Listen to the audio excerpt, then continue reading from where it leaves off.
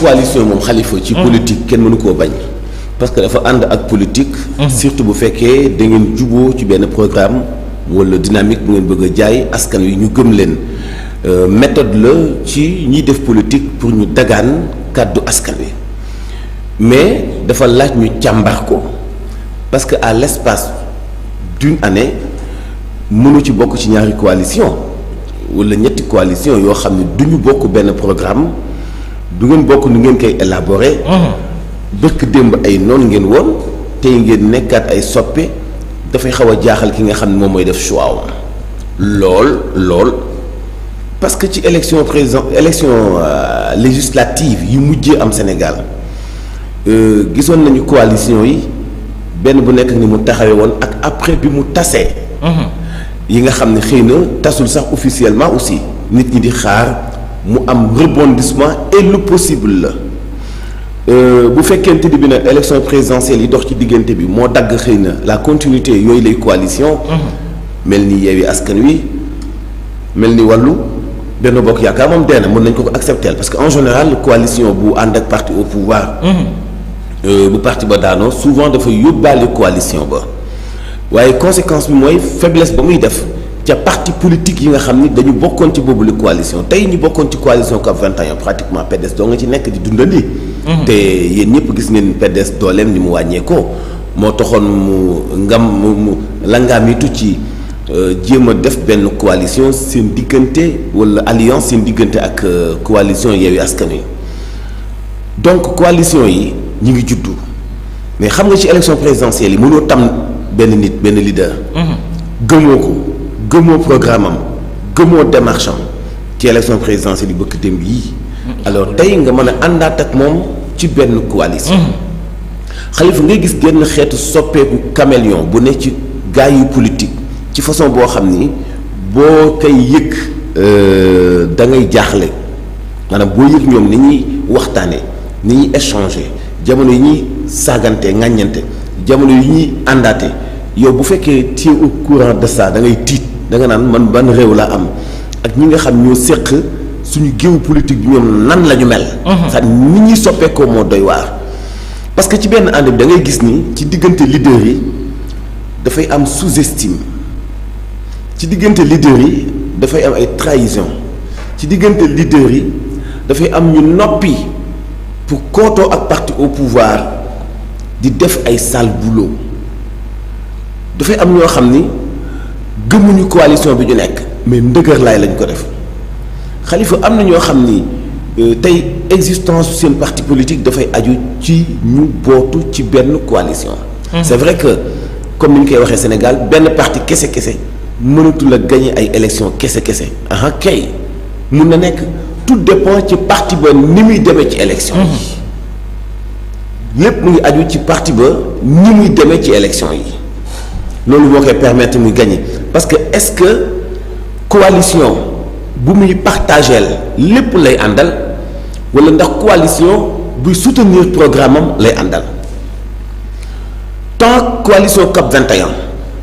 du woon coalition boo xam ne day ànd ak Ablaye Wade pour am lu muy exiger mais dañu àndoon ak Ablaye Wade pour soutenir politique gu Ablaye Wade. maanaam ñun ñëpp dañu nekkoon ginnaaw PDS moo tax lii Pastef initié ni moom day dem seul ci élection législative yi. am na ñu jàpp ni njuumte la. am na ñu jàpp ni erreur la mooy ñi nga xam ne ba léegi dañu des di gëm ni benn parti mënut a gagner élection mais mun na am mbetteel lu fi amoon la COP 21 ñëpp ci ginnaaw PDS la ñu nekkoon loolu Pastef mun na am bénéfice boobu ñëpp nekk ci ginnaaw Pastef. muy ñi nga xam ñëpp dañu noppi pour soutenir ko bokkul ak coalition boo xam ni dafa boole ay leaders ba ñu créé benn kuréel bu ñu wax conférence des leaders. nga xam ni même boo nekkee njiital mouvement te amoo sax fukki nit da nga am droit siéger ci biir boobu la conférence des leaders loolu nag la muy indi bari na loolu ci wàllu amalgame. mooy ñooñee Bougane doon woowee ni li ngeen di def yu fi dëmm la. ci jamono yi bi ñuy sos coalition Yewwi Askan Wi. mais xoolal tey ci seen atel bii ñu taxawal ñi doon ŋàññante dong ñoo ko seqat. foofu atel ba sax guddul fan xam nga. boo gisee benn jotaayu politique nga gis Pape Djibril Fall ak Abdoulaye Baldé wala Anta Babacar Ngom ak Abdoulaye Baldé c'est-à-dire dafa am benn déphase jubóo maanaam mënta compatible bokkuñu ni ñuy gisee bokkuñu ni ñu nekk ci géew politique bi bokkuñu ni ñuy doxalee bokkuñu façon discours bokkuñu génération bokkuñu ni ñuy aborder yëf yi donc ñooñu pour nga boole leen tey ci benn coalition par exemple mooy coalition bi ñoom buggaan bëgg a taxawalaat après Atel ay ponkal doo nga fa nekk ci wàllu politique kan mooy jiite loolu mooy question bi kan mooy jiite coalition boobu kan mooy nekk ci kanamu coalition boobu foofu la laaj bi nekk bu fekkee ne dem nañu ba juboo xëy na dem jëli benn personne boo xam ni dafa indépendant pour mu jiite leen seen liste xëy na loolu mun naa nekk fooguma ko nag mais bu fekkee loolu mun naa nekk donte fooguma ko dina doon itam lu bees ci Sénégal mais li wéetu mooy jàngat bi ñu doon jàngati politique ci Sénégal ren ak élection présidentielle yi daf ko changé waat ba nga xam ni bu fekkee da nga fixé woon ci benn enseignement rek ni politique nii la war a mën a doxee Sénégal di nga dund léegi ci njuumte gu mag parce que li ñu dund ci atum 2024 def naa ci histoire politique gu Sénégal mosuñu ko dund benn parti bu nekk ci opposition wala coalition jóge ci opposition bi dem ci élection présidentielle gagné élection présidentielle premier tour ak plus de 50% musta am ci histoire politique gu Sénégal comme musta am nag lu bees la xëy na lu bees loolu ak environnement bi mu àndal mun na indiwaat leneen lu bees ci xeetu coalition ci opposition bi mais man coalition Yewwi Askan Wi daf ma xaw tiital lool parce que ba léegi léttuñu ñu firiwuñ ñu waxuñ ñu ba xam tas na wala tasul léegi coalition kon mën nañu ko jàppe benn outil de travail bu lay permettre nga accéder ci institution bi moo xam institution locale la muy élection locale la institution parlementaire muy élection législative bu fekkee nag benn outil la ci kanam tuuti bu ñu ko jàppee outil léegi mu xaw a compliqué parce que li tax mu compliqué mooy ponkal yu parti yu mag yi nga xam ni dañu soxla groupe parlementaire à l'Assemblée nationale fa ñuy jaar ba mën a taxawal liste bu leen di demal ci élection yi dafay daal di poser problème tey mënoo wax Thierno Bocoum mooy jiite mënoo wax Bougane mooy jiite mënoo wax Cheikh Tidiane mooy jiite mënoo wax doo xam exactement kan mooy jiite et pourtant li logique pur moo war a jiite liste boobu waaw parce que moom dong parce que dañu war a sukkandiku ci li tukkee woon ni ay résultats ci élection présidentielle yi te bu ñu ci sukkandikoowee moom dong moo ci amoon lu ëpp 2%. donc logiquement moom moo war a jiite liste boobu benn ñaareel bi ci des itam moom moo ci ëpp la ay député ci assemblée nationale bii ñu tas. bii nekk ñaari motif la yoo xam ni moom moo war a jiite boobu la coalition. mais question bi mooy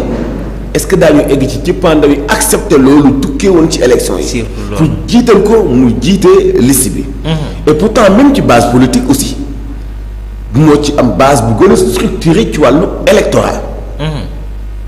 donte woon ni am na ay manquements ci résultats yu tukkee woon ci élection présidentielle yi parce que waroon na ko ëpp li mu amoon. qu'est-ce qui s'est passé après loolu beneen gëstu bu ñu approfondir la mais puis waroon na am lu ëpp 2% ci élection présidentielle yi. loolu nag dafa laaj benn jàngat. bu ñuy génnee responsable yi wala responsabilité yi ñuy def li tax xëy na taux bi mu am wala pourcentage bi mu am yam foofu. mais ci wàllu pourcentage ci wàllu assemblée nationale ci wàllu participation ci élection présidentielle